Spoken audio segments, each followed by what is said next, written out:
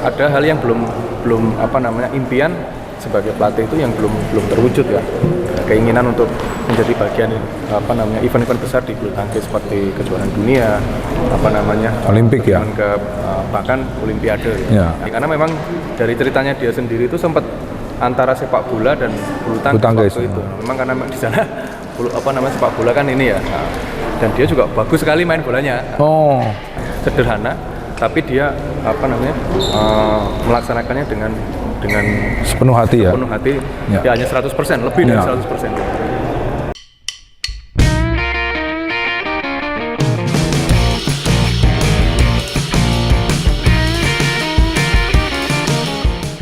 Halo Sobat Badminton dimanapun Anda berada, jumpa lagi dengan saya, Coach Yang.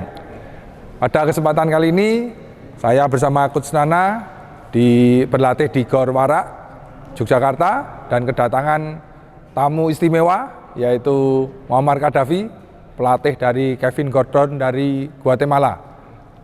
Halo Kat, apa kabar? Halo, kabar baik. Ya, saya mengenal Coach Qaddafi ini dari dulu sama-sama di klub Jarum Kudus. Kita dulu ya andalannya PB Jarum di usia under 15 ya, Coach. Kita dipegang oleh pelatih Mas Agus Dwi Santoso yang saat ini melatih di India. Ya, tiap hari kita memang berlatih bersama karena kita paling kecil ya dulu ya. Yang lain-lain udah taruna akhir dewasa, tapi saya dengan Coach Qaddafi ini saat itu remaja. Ya memang dilatih oleh Mas Agus Dwi, saat itu sangat keras ya. Tapi prestasinya kami berdua bisa all Jarum final di kejuaraan se-Indonesia. Ya, waktu itu setelah kami berdua tidak jadi pemain, saya pulang di Klaten untuk melatih di PB Champion Klaten, dan Coach Qaddafi dulu masih sering kontak-kontak karena melatih di PB Jarum Kudus ya. Saat itu saya juga rutin untuk mengirim atlet-atlet dari Klaten untuk bergabung di PB Jarum. Dan dulu juga yang megang kecil-kecil kan Coach Qaddafi juga. Boleh diceritakan Coach Qaddafi gimana setelah jadi pemain mungkin ngelatih di Jarum Surabaya ya. Nah, setelah itu saya mungkin Coach Qaddafi bisa cerita banyak nih. Ya, waktu itu apa namanya, setelah tidak lanjut lagi di bulu tangkis, melanjutkan karir di kepelatihan ya. Jadi pertama saya melatih di Surabaya. Jarum ya? Di Jarum juga, megang apa namanya, under 15 ya. Under 15. 15, karena memang waktu itu sistemnya nggak ada atlet di atas under 15, jadi under 15 ke bawah. Jadi kalau memang tidak bisa masuk di Jarum Kudus, ya sudah, mau nggak mau harus keluar. Sekolah ya? Otomatis harus keluar. Ya. Jadi megang di situ. Setelah itu ada sistem dari pihak Jarum Kudus berganti untuk mensentralisasikan ke Kudus dan Jakarta. Ya. Terus waktu itu ya ditawari pelatih-pelatihnya untuk bergabung di Kudus. Nah, karena memang teman-teman pelatihnya sudah berkeluarga dan sudah usia juga, akhirnya yang mau ke Kudus hanya saya. Ya, saya mulai melatih di Kudus. Itu tahun 2000 berapa itu? Itu tahun 2002. 2002 sampai 2005 di Kudus ya. Jadi megang yang kecil-kecil cowok-cewek ya?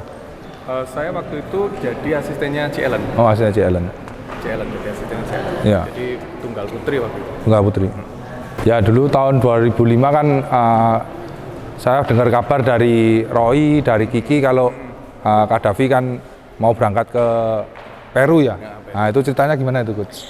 Ya itu apa namanya, ada apa namanya sedikit keraguan juga waktu itu ya. Memang apa namanya, teman kita ini Roy dan Kiki menjadi sparring di tim nasional Peru. Ya. Setelah 2-3 bulan di sana, pelatih dari Cina yang apa namanya memegang kepelatihan di sana itu memutuskan untuk mundurkan diri. Tapi meminta Roy dan Kiki untuk mencarikan untuk pengganti biar latihan tidak selesai gitu. Tetap ada kelanjutan. Mereka menghubungi saya untuk bergabung dengan mereka. Tapi ada sedikit keraguan karena dari pihak Jarum sendiri dari segi fasilitas kan sudah Ya, baik ya. terbaik lah di Indonesia, terbaik. Jadi akhirnya saya ada keraguan, tapi di situ seperti yang saya sampaikan sebelumnya di beberapa wawancara ini ada hal yang belum apa namanya, impian sebagai pelatih itu yang belum terwujud ya. Keinginan untuk menjadi bagian apa namanya event-event besar di bulu tangkis seperti kejuaraan dunia, apa namanya Olimpik ya. bahkan Olimpiade. Ya. Nah, salah satunya ya keluar gitu. Ya. Akhirnya dari impian itulah apa namanya saya memutuskan untuk keluar gitu, untuk Ngambil tawaran ya. menerima tawaran itu. Ya, saya mengucapkan selamat pada Coach Kadafi yang kemarin mengantarkan Kevin Gordon menjadi semifinalis Olimpiade Tokyo 2020. Terima kasih. Luar biasa, prestasi yang sangat membanggakan untuk Indonesia. Ya, kalau boleh tahu apa tips-tips dan juga kiat-kiat apa yang Coach Kadafi berikan sehingga Kevin Gordon ini bisa sampai ke level dunia itu? Sebenarnya apa namanya, bisa dibilang terlambat ya meraih prestasi ini dengan usia yang sudah dibilang tidak muda lagi, 34. Mungkin untuk ukuran Asia sedikit agak sulit untuk mencapai prestasi itu ya.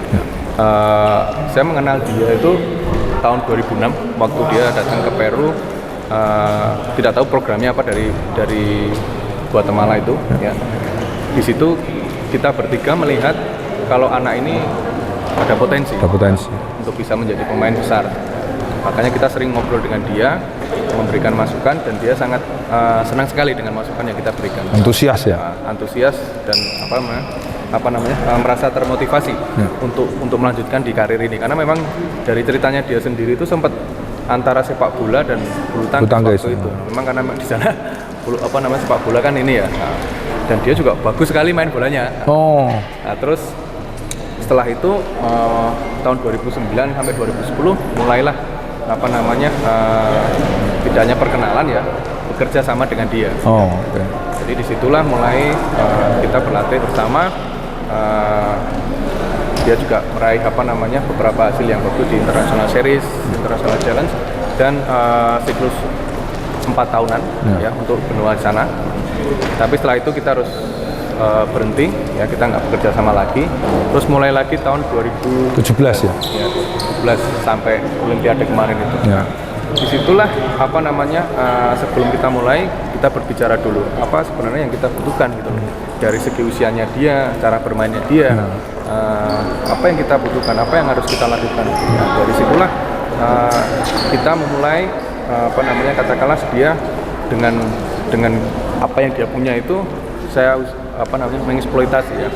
Intinya melakukan yang sebaik mungkin untuk apa yang dia miliki itu menjadi sesuatu yang luar biasa. Terus menutup apa yang menjadi kekurangan yang dia tidak bisa untuk dia bisa untuk nanti diaplikasikan di dalam permainan.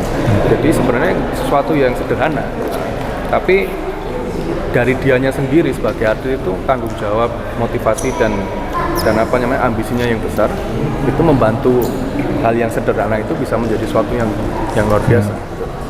Jadi tidak sesuatu yang rumit, ribet dan sebagainya, hanya sebenarnya sederhana, tapi dia melaksanakannya dengan sepenuh hati ya. Ya hanya 100%, lebih dari 100%. Ya. Itu aja. Ya, saya tertarik ya dengan apa yang Coach Kadafi bilang tadi ya. Kelihatannya sederhana tapi jurusnya ampuh dan jitu. Buktinya bisa sampai semifinalis Olimpiade. Itu prestasi yang sangat luar biasa.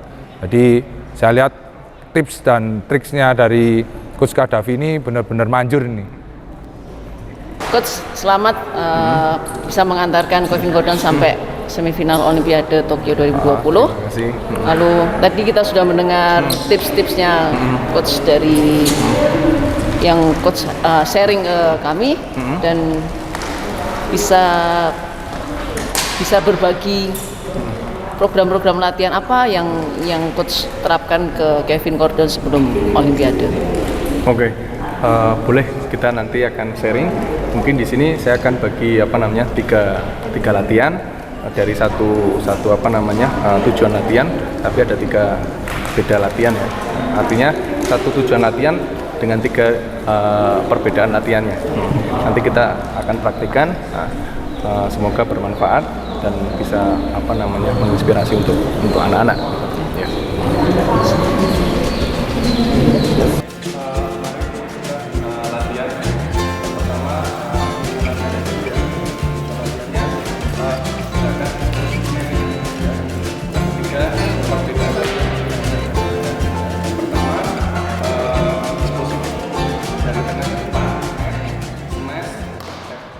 Vamos IBC Jogja, vamos champion Klaten, somos numero 1.